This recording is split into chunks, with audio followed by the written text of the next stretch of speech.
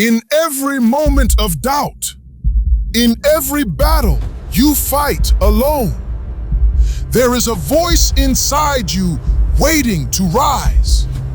This is where strength is forged, where discipline becomes destiny. Welcome to Cinematic Mindset. Let me ask you something. A question that most people never ask themselves. Not really. Not in the deep, uncomfortable way that actually means something. Not in the way that cuts through the noise, through the scrolling, the Netflix, the conversations you have just to avoid the silence. Have you ever wondered why, despite everything you know, despite every book you've read, every video you've watched, every promise you've made to yourself on a Sunday night, have you ever wondered why you're still the same person? Monday morning shows up, and with it, the version of you that swears this week is different. Then Friday comes, and there you are. Same place, same patterns, same limitations. Let me tell you something uncomfortable. The problem is not your motivation. It's not your discipline. It's not a lack of time, money, or opportunity. The problem is something nobody has ever told you. Not in the right way. Not in the way that actually sticks. There is something inside of you. Something ancient. Something primal. Something extraordinarily powerful. And it works against you every single day. And that something has a name. It's called your brain. Not your brain in the romantic sense you'd like to believe. Not the brilliant machine that makes you uniquely human. I'm talking about your reptilian brain, that ancient architecture, the part that cannot distinguish 2024 from the Paleolithic era, the structure that has had one single objective programmed into your DNA across 100,000 years of evolution. Survive, not thrive, not grow, not become who you were born to be. Survive. And here lies the most brutal paradox of the human condition. You were born with the most sophisticated brain in the known universe, an organ capable of composing symphonies, building rockets, imagining worlds that don't exist yet. And yet, every single time you try something new, every time you step toward the edge of real change, that extraordinary machine screams at you to stop, to go back, to stay safe, to not risk it. And you listen. Every time, you listen. I need you to understand something that will permanently change the way you see yourself. What you call fear of failure is not weakness. What you call procrastination is not laziness. What you call your comfort zone is not a conscious choice. It's a program written into your nervous system tens of thousands of years ago. An evolutionary code so deep, so embedded, so fundamental to your biology that even the strongest willpower cannot override it, unless you understand how it works. Think about your ancestors, the men and women who lived on the African savanna, who slept in caves, who hunted for survival. For them, uncertainty meant death. The unknown meant predators. Risk meant the end of everything. That caution, that instinctive terror of the new was adaptive. It was intelligent. It was the very thing that kept the species alive. But you don't live on a savanna.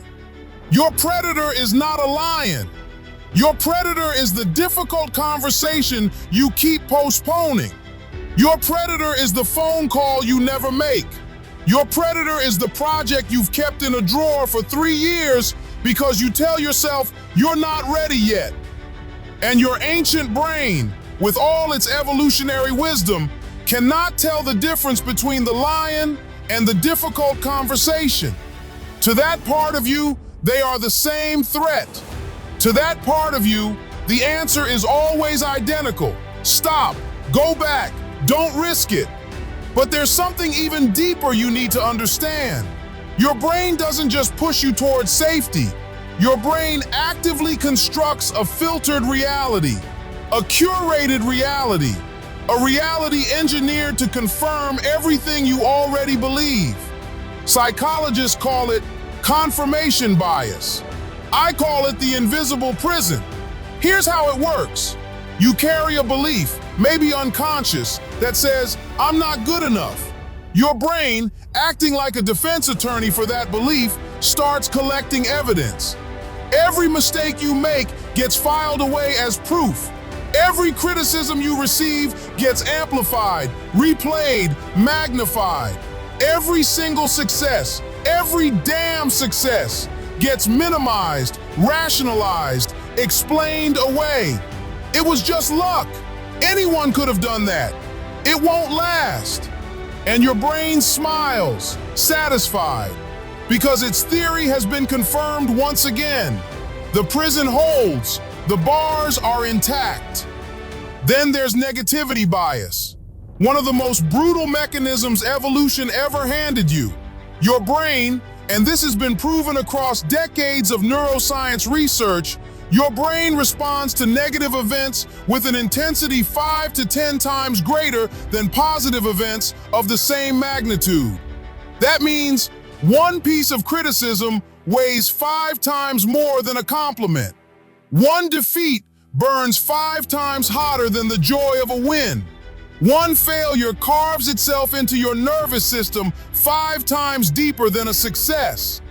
Not because you're weak, not because you're broken or different from everyone else, but because your brain was programmed across hundreds of generations before you to give absolute priority to threats, dangers, and losses. An ancestor who ignored a predator died. An ancestor who ignored a flower simply missed a flower. So your brain learns negativity faster, holds it longer, carries it with greater intensity. And then you wonder why it's so hard to stay optimistic. And then you wonder why one wrong word stays in your head for days while 1,000 right words evaporate in seconds. You are not broken, you are human. But being human doesn't mean being a slave. There is one final mechanism I need to name, the most subtle, the most dangerous, the one you never hear discussed in personal development circles because it's too uncomfortable.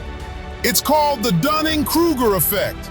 And in its quietest form, not the spectacular version of ignorant arrogance, in its quietest form, it works like this. It convinces you that you're not yet competent enough to begin.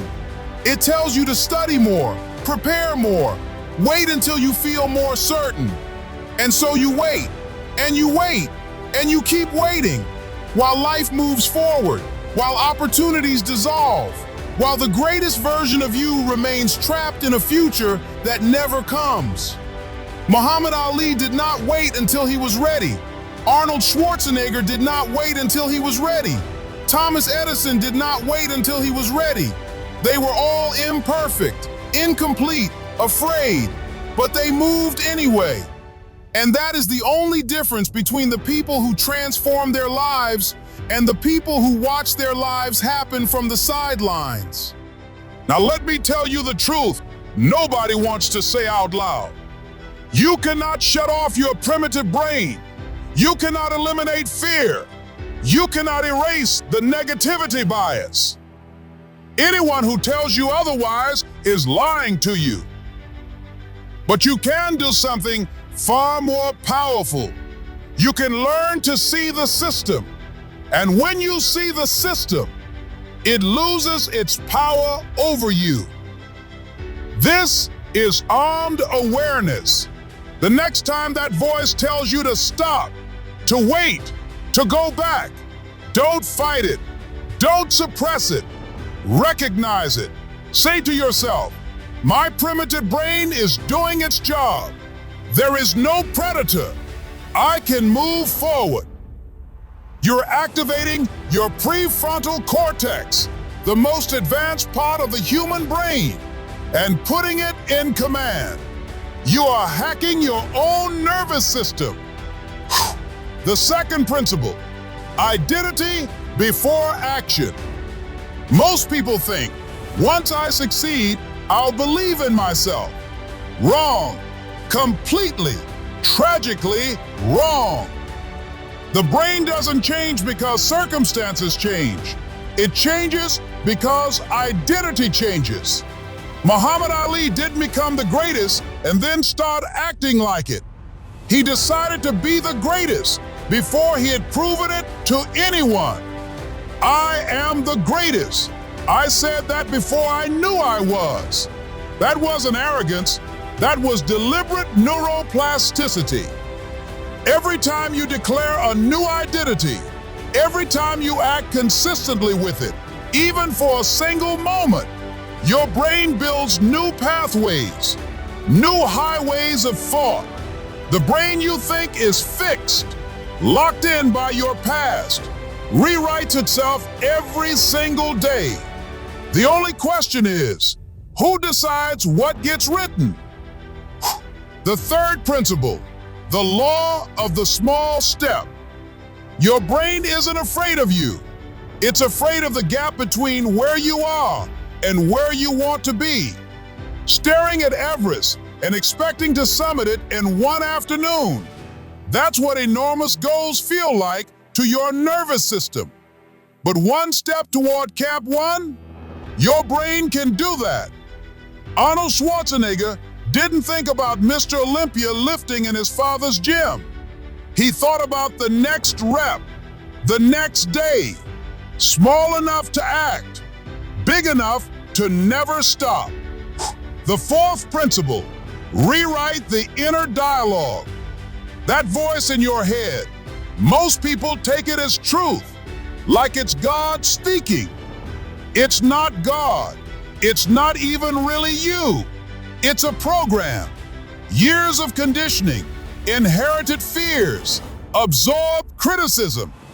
And it breaks the moment you start interrogating it instead of obeying it. Is this reality or just my interpretation of it? If I were already the person I'm becoming, how would I see this? A thought that's been examined can no longer control you from the dark. The fifth principle, the most counterintuitive of all, stop chasing motivation. Motivation is an emotion, and emotions are temporary. If you wait for motivation to act, you will wait forever. What you need is identity, systems, a commitment that doesn't bend based on how you feel on a given morning. Mike Tyson didn't train when he felt motivated. He trained because he was a fighter, period. Jordan didn't wake up at dawn because he was excited. He woke up because he was a basketball player, non-negotiable. When you stop depending on motivation and start building identity, something extraordinary happens. Action becomes automatic.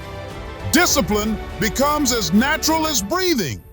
You no longer need an epic soundtrack, an inspiring quote, a perfect morning. You act because you are that person. You act because you can't not. I want you to do one thing right now. Just one. I want you to close your eyes for a moment. And before you do, I want you to hear this question. Who would you be? Who would you truly be if your brain stopped lying to you? Think about that version of yourself. Not the filtered, edited, highlight reel version you see on social media, the real one, the full one, the one you know, in that quiet corner of yourself that the noise of the world can cover but never extinguish. The one you know you can be. That person you see when everything goes silent.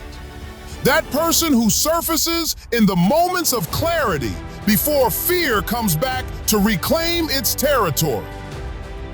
That person is not a fantasy. That person is you, without the chains. I know what you're thinking right now. You're thinking, yeah, but my situation is different. You're thinking, yeah, but you don't know my story. You're thinking, yeah, but it's more complicated for me. And you know what? You're right. Your situation is different. Your story is unique. Your challenge is real and specific and complex. But let me tell you something I've learned from studying the lives of people who turned the impossible into reality. Thomas Edison was a boy his teachers declared too stupid to learn. That same boy became one of the foundational forces behind bringing electric light into every home on Earth. Nelson Mandela spent 27 years in prison, 27 years in a cell, 27 years during which his brain would have had every justification in the world to break, to quit, to become consumed by hatred. He walked out of that prison and became the president of the country that had put him in chains. I'm not telling you that you'll be Edison. I'm not telling you that you'll be Mandela.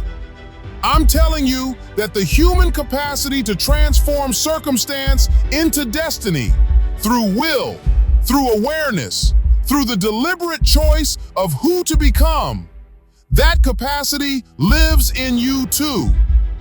Not in a lesser version, not as an imitation, in your version, full, complete, authentic.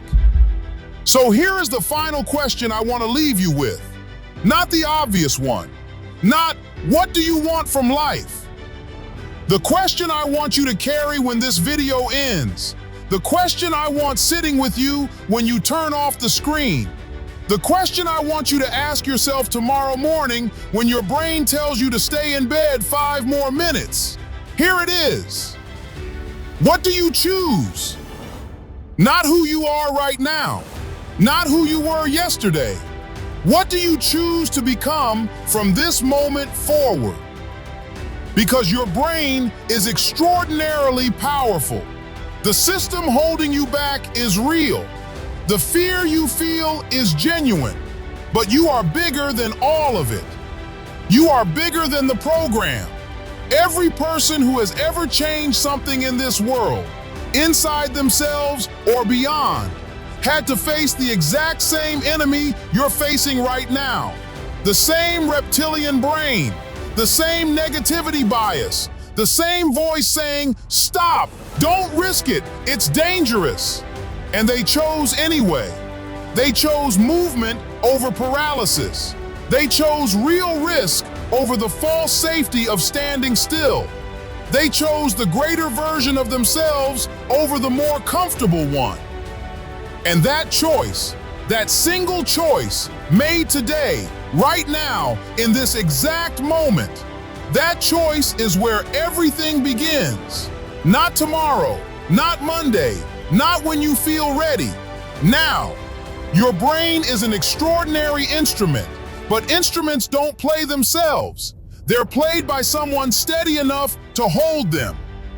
Hold steady. Choose who you are becoming. And then, with everything you have, with everything you are, stop waiting for permission to become it. Your future is not waiting for you, it's daring you. Answer the dare. This isn't just motivation, it's a decision. And every decision shapes who you become. If this moved something inside you, don't stop here. Watch the next chapter and keep building the strongest version of yourself.